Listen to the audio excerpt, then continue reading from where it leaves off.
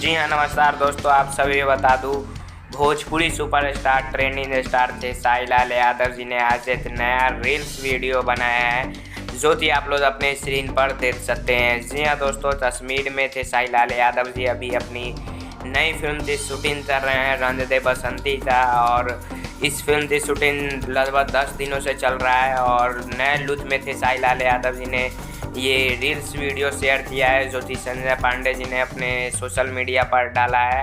आप लोगों को बता दूँ कि काफ़ी दिनों बाद थे साईलाल यादव जी ने तो ये रील्स वीडियो शेयर किया है, और वो भी अपने नए फिल्म के शूटिंग सेट से, यानी रंग दे बसंती कश्मीर से ये रील्स वीडियो बनाया गया है। और काफ़ी ज़्यादा लोग इस लुत्फ को देखकर थे साईलाल यादव जी का पूरा दाढ़ी शेविंग किया हुआ है, और इस लुत्फ को देखकर काफ़ी ज़्यादा लोग एक्साइटेड हैं इस फिल्म के लिए भी।